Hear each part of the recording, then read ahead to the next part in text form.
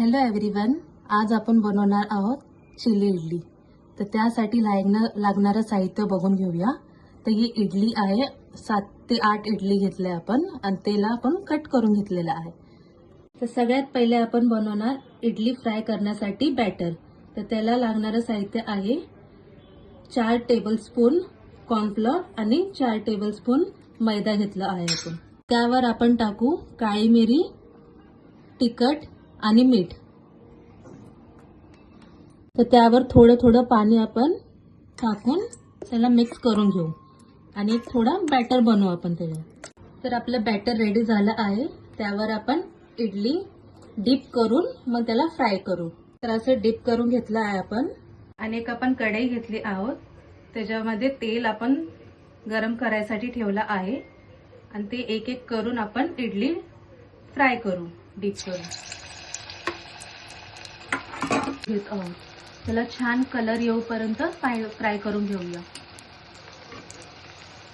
आपण इडली फ्राय करून घेतलो आहोत। तर आपण ग्रेव्ही करण्यासाठी आता आपण घेतलो आहे कढई आणि त्याच्यामध्ये तेल तापत ठेवलं आहे। तेल गरम झालेलं आहे। तर यामध्ये आपण कट केलेले लसूण आणि अद्रक जे किसून घेतलं आपण आणि कांदा आणि मिरची आपण टाकून घेऊ आणि त्याला आपण थोडासा कलर येईपर्यंत ठेवू। आपण यामध्ये टाकू शिमला मिर्च जे कट केलं आणि कांदा। फ्राय करून झालं आहे कांदा आणि शिमला मिर्च। तर यामध्ये आपण सॉस टाकूया।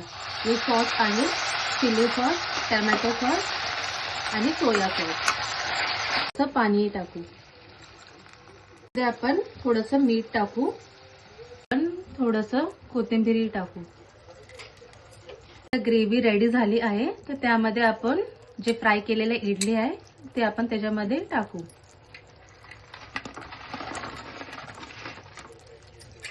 आणि मिक्स करून घेऊया आपण।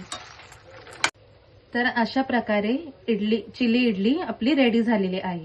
तुम्ही बघत आहात किती मस्त कलर ही छान आलाय त्याला आणि मस्त एकत्र सगळे सॉस मिक्स झालेले आहे।